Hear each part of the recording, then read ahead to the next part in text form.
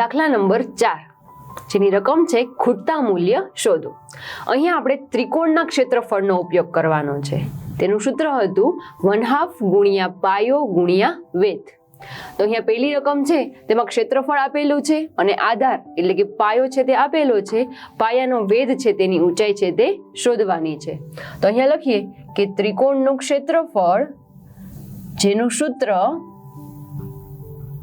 બરાબર 1/2 ગુણ્યા બી ગુણ્યા એચ, જેમાં ક્ષેત્રફળ છે તે 87 છે, બરાબર 1/2 ગુણ્યા બી એટલે કે આધાર જે છે 15 અને ગુણ્યા ઊંચાઈ એચ છે તે શોધવાની છે.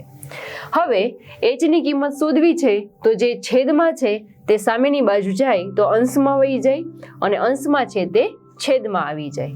તો અહીંયા થશે એચ બરાબર 87 તો અંશમાં રહેલા છે એને ગુણ્યા 2, કેમ કે 2 છેદમાં હતા તો અંશમાં આવી જાય અને છેદમાં 1 ગુણ્યા 15 તે છેદમાં આવી જશે.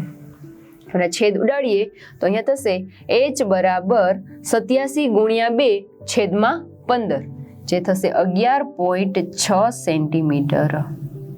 એટલે કે આપેલા ત્રિકોણને વેધની ઊંચાઈ 11.6 સેન્ટીમીટર થાય. અહીં બીજા દાખલાની રકમ આપેલી છે જેમાં ક્ષેત્રફળ છે તે 1256 મિલીમીટર સ્ક્વેર. તેનો આધાર શોધવાનો છે અને ઊંચાઈ 31.4 મિલીમીટર આપેલી છે. અહીંયા જો એકમ છે તે મિલીમીટર એકમમાં આપેલો છે. તો સૌપ્રથમ અહીંયા ત્રિકોણનું ક્ષેત્રફળ લખીએ. ત્રિકોણનું ક્ષેત્રફળ જેનું સૂત્ર 1/2 ગુણ્યા બી ગુણ્યા એચ. માત્ર એક જ સૂત્રનો ઉપયોગ કરવાનો છે અને વારાફરતી જે કિંમત ના આપેલી હોય તે અહીંયા શોધવાની છે. 3 કિંમત હોય એમાંથી કોઈ પણ એક કિંમત છે તે આપણે અજ્ઞાત તરીકે રહેલી હોય તેની કિંમત શોધવાની હોય છે. અહીંયા આધાર એટલે કે બેઝ છે તેની કિંમત શોધવાની છે. તો સૌપ્રથમ ક્ષેત્રફળ છે તે 1256 આપેલું છે, બરાબર 1/2 ગુણ્યા પાયો એટલે કે આધાર છે તે શોધવાનો છે અને તેની ઊંચાઈ 31.4 આપેલી છે. જે કિંમત શોધવાની હોય તેને એક બાજુ રાખવાની અને બાકી બધી કિંમત છે તે બીજી બાજુ. અહીંયા પાયો છે તેની કિંમત શોધવાની છે તો એક બાજુ બી મૂકીએ. તો બી સાથે જે છેદમાં હોય તે જમણી બાજુ જાય તો અંશમાં આવી જશે.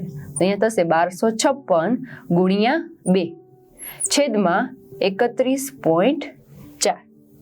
1256 ગુણ્યા 2 એટલે કે તેનો ગુણાકાર કરીએ તો અહીંયા થશે બી બરાબર 25/12 છેદમાં 31.4. હવે આના છેદ ઉડાડીએ તો તે થશે બી બરાબર 80 બી બરાબર આવશે 80 અને એકમ આવશે મિલીમીટર. કેમ કે બધા એકમ મિલીમીટરમાં છે તો આધાર છે તેનો એકમ પણ મિલીમીટર થશે.